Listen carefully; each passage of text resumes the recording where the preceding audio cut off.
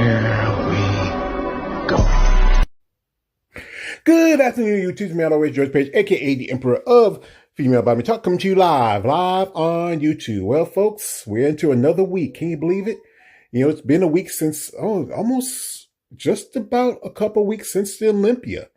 Time is flying by, and you know, I'm doing a dedication for the rest of this month for my comparison videos to ladies who just, you know, Olympia competitors. You know, I want to recognize because this is the Olympia month still, even though it's been just about a couple of weeks since it's been over, it's still one of the biggest events in bodybuilding. We just had a wrap up of this weekend. We had a couple of shows, one in Mexico, one in Florida, and congratulations to the winners in the division. So anyway, folks, this is one of my comparisons. I picked two lovely ladies from the women's bodybuilding division. I will say the architect division that started it all for women's bodybuilding, for female bodybuilding in the IFBB and also in PC. And these two ladies are multiple Olympic competitors, and they both, you know, have, you know, very something much in common. We have here Mrs. Melissa Teich and Mrs. Angela Yo. Now, Melissa, as you know, was a couple of years ago, was a women's physique, and she has been twice a women's physique competitor at the Olympia, and she just finally made her a women's bodybuilding debut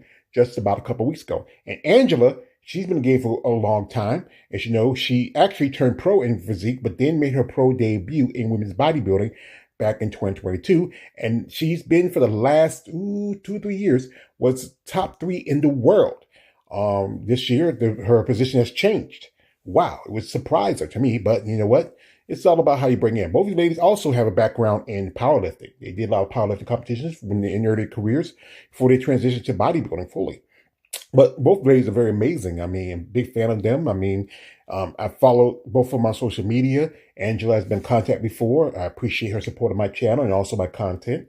Melissa, I would say she has really improved. As you remember, back in 2023, she made her women's bodybuilding debut, did pretty well. She was top 3 at Chicago Pro. Then she was invited to the Rising Phoenix, but didn't get a good qualification for the Olympia that year. Then popped back to Chicago again, and finally got her women's bodybuilding qualification. But both ladies are, I would say, top level competitors. You know, amazing physiques, and like I said, I'm a fan. Like I said, as you know, it's been almost a couple of weeks since the Olympia, and this is where they were last picked. As you know, Angela dropped from the top 3 to 4th place. You know, so now she has to, you know, re-qualify. Now, there used to be a thing where if you're the Rising Phoenix champion, but you know, they changed that because of, you know, back in the day, the Rising Phoenix was not part of the Olympia for a long time. You know, women's bodybuilding was on its own, and now women's bodybuilding back, so she has to re-qualify to do the Olympia for next year. And Melissa, we hope maybe we see her pop up again next year. Maybe another show. She's done Chicago a couple of times, maybe a different show. But both ladies look really great. Great physiques, great development. And, you know, can't wait to see what's going to bring for next year's Olympia. Here we have the front lat spread. Both ladies look really good. I mean, good width, especially in the lats. The shoulders look pretty good. Good conditioning. I think here I have to give it to Angela.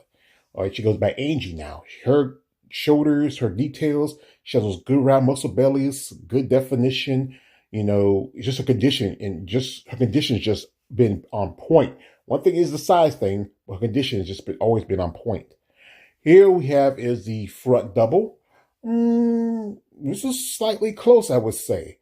But if I go for the size and definition, I will give this here to Melissa. She has good width in the lats, good roundness in her shoulders, also good peak in her definitions.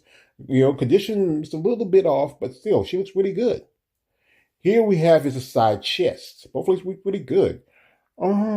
It seems like a close one here. You know, good conditioning, great development in the shoulders and the pecs. You know, good, you know, great shape in the quads. If I go by anybody, if I look at her details in her upper body, especially the quads and the shoulders, especially around the triceps, I have to give this one here to Angela. Here we have the rear lat spread. Good width, good size, you know, condition's really great.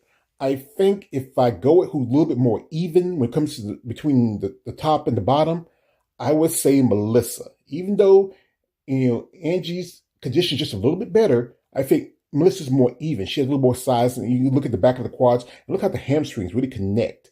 So I have to give this one here to Melissa. Here you have a weird double. It kind of changes a bit. And this is where I think the slight edge has to go here with Angela. I think she has more of a pop. You can see how the development around the traps look. I mean, good spread and the lats. I think her condition was just a little tad better for the show. Even though she didn't place like she usually did in the top three, her condition is still good, even for fourth place. Here we have the tricep. If I look at it again, has to be Angie at the gate. You see a better pop. Look at the conditioning in the tricep, that line that how it pops in, and you have that little cut. It's just good shape. Both legs look really good, but here I have to give one here to Angela. Here we have the abdominal thighs. Out of the gate, no question. Angela Yo has just the best set of abs. She has an 8-pack. You can count. She has 8-pack. I think she has. I will say, as you know, I'm a fan of great abs. And she has one of the best set of abs right now in the sport.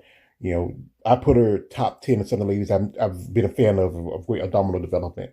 And I love it when they do the traditional double arm hand behind the arms. You really get a good look of the abs. And also how the body's in, the sculpture of the body, how it really gives that really great little line, how everything kind of pop. I think one thing, if Melissa can bring up her develop a little better in the midsection, come a little tighter, I think she would have placed a little higher than 6th place. I think she could have gotten in the top 5. But here I have to give this one to Angie. Here we have nice bicep pose. It's kind of close here between the both of them. If I go by anybody, especially if I go by peak, size, or good fullness, I would say I give the slight edge here to Angie. I'll give it to Angela Yo. Here are the shot from the back. Good development. Condition's really good. You want the nice tie in the hamstrings. I think the edge slightly go here will be Melissa. She has, like I said, look at the hamstrings. Look how we're connected out to the upper part of the glutes. Condition in the back might be a little bit better, but I have the hamstring. Like I said, often the judges will go by, how the back can make or break how you place. But here I have to give a slight edge here to Melissa. Like I say, these are both top-level competitors in the sport of women's bodybuilding. As I said again, Angela is, she's one of my favorites. I'm a big fan of hers. Former, I must say former Rise Phoenix champion. She won the title back in 2024. And that was great to beat the sitting Miss Olympia for that title that she's been dominating for a long time. And Melissa, she has a lot of great stats about her. I mean, she's really, I think when she last competed in women's physique, a lot of us saw that she was going towards women's bodybuilding. Her size conditioning was really beyond what we've seen with physique now. Right now, I'm seeing physique competitors who should go up, but they use that excuse because they put on more size. But you still train to put on the size, just push the extra more weight. Some of you can do pretty well in women's physique. Look right now, people like Angela and also Melissa and several other competitors who make the switch. Both ladies have great physiques, great look to them. Very passionate about the sport. I mean, Melissa and her husband, they run their own business together. Is out of Arizona. They coach and train. I know a couple ladies who I've interviewed that work with them. Angela, she's very alternative lifestyle.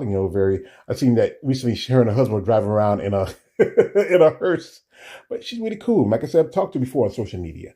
I think both these ladies represent different sides of the coins of women's bodybuilding, but they have great aesthetics, great looks to them. This is what really pushes women's bodybuilding when women like this bring a certain level to it. Melissa could probably crack the top 5 next year.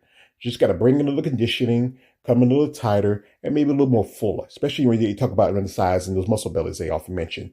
And Angie, she had a setback this year. She had a little hiccup. Whatever was happening with her, she probably can climb back up. But it's going to be tough, if you look at, the bottom 2 of the top 3, that's Lavinia Barros and Ashley Young. They're both young competitors. And can you believe it? And you would think of that. You don't realize that Angela is like in her early 40s. You think she's in her 30s. Bodybuilding, some of these ladies, you'd be surprised, how, well they put together, even for their age. Both ladies are amazing. Fan of both of them. I hope to see more of them in the future. Like, now that Angela has to requalify, I wonder, there's a couple of shows. As you know, it's coming up this next month is the Steve Carr show. That'd be a good show for any one of them because, I know, like I said again, Melissa lives in Arizona, so that would be too far away for her. And Andrea she lives in Ohio. If she don't do that show, hey, the New York Pro. New York's not too far from Ohio. So that'd be a great show for her to do in 2026. So just wait and see. Both ladies have great potential and can do very well as, I would say, top level female bodybuilders. And reach me out always, George Page, aka the Emperor of Female Bodybuilding Talk. Don't like, subscribe, don't subscribe. I'm out.